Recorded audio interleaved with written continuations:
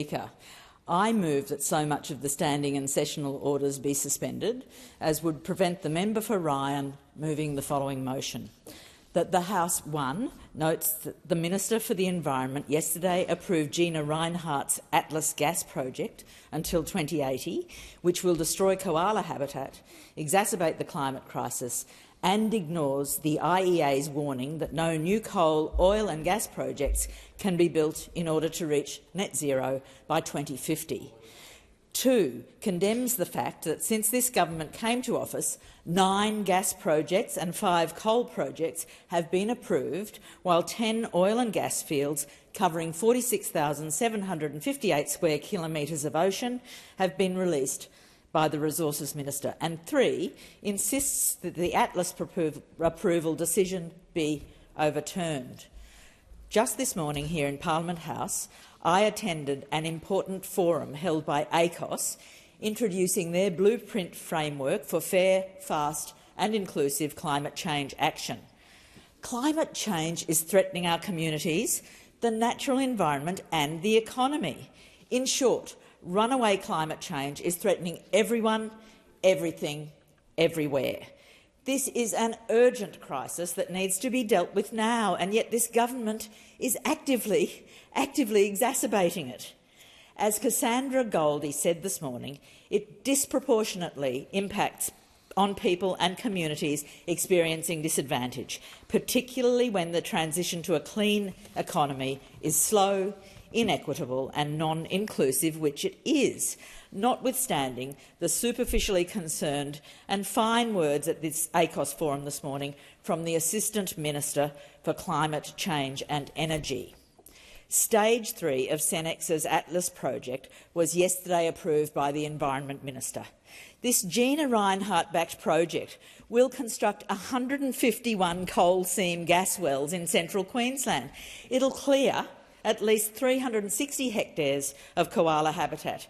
This project will reportedly drain 6.5 million litres of groundwater every day. That's catastrophic. That's catastrophic in this area that has some of the most productive farmland in this nation. Farmland is literally sinking already because of these coal seam gas wells. As we know, and we know this well, up to 700 water bores in Queensland are also affected by CSG drilling. Time for some truths in this narrative that I want to put on record here. This gas is not being used to shore up the energy grid. That's a lie. That's a blatant lie. The biggest domestic use of gas in Australia is the gas industry themselves, for their own operations.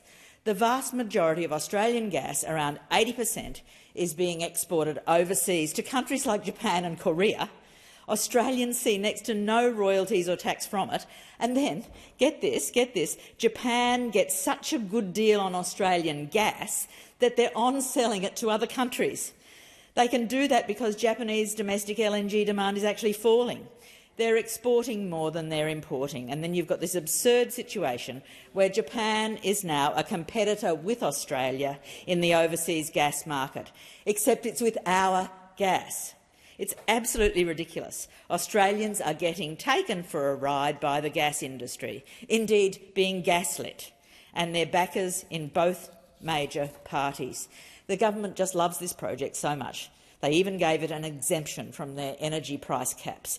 The urgency of this motion is clear. We're in a climate crisis, and this government is addicted to approving new coal and gas. The gas industry in particular has a stranglehold over the government. We've seen this with the release of their gas strategy a few weeks ago that locks in new gas past 2050.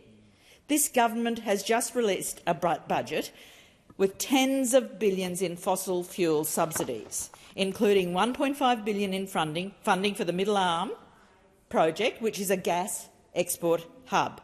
That's $1.5 billion in taxpayer dollars to assist gas companies, who again pay almost no tax or royalties, to assist them to export Australian gas overseas, which other countries are then on-selling for a profit. Taxpayer money going to benefit gas companies and making the climate crisis worse.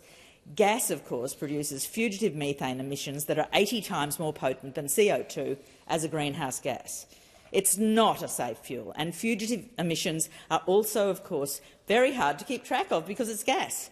So we really have no way to predict the effect, and somehow we're expected to believe that gas is somehow cleaner, a cleaner energy source.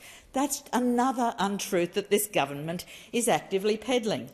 The climate crisis is urgent as ever. The government knows it. The government knows that every fossil fuel project they approve makes climate change worse. They do it and yet they go ahead with it. They know it means more natural disasters, including floods and bushfires. Globally, the number of extreme wildfires have doubled since 2003. We in Queensland know that floods are happening more frequently, but underreported are also the effects of climate-induced heat waves. Places like Western Sydney will swelter through twice as many days above 35 degrees by 2050. That is just unsustainable. It's uninhabitable. The government's own data predicts over 1,000 deaths each year in Australia's major cities, Sydney, Melbourne, Brisbane and Perth, by 2050. That's not 1,000 deaths cumulative, that's each year. Disadvantaged people and elderly people are most vulnerable to the effects of heat waves. And that's according to the government's own data. So back to what ACOS is begging for and was begging for this morning in this urgent emergency. And ACOS is at the front line of trying to help those who are worst affected by climate change. ACOS says, please, and these are their 7 principles, please reduce emissions fast, please promote good health and well-being, please promote human rights, fairness and equity, please promote inclusion and representation, please uphold First Nations rights to sovereignty and self-determination, please, we beg of you, government, ensure a fair employment transition, and please, we beg of you, promote ecological sustainability and nature repair. The government knows that this is a problem.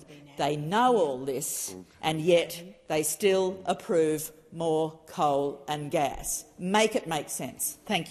Authorised by E. Watson Brown, Australian Greens, Taringa.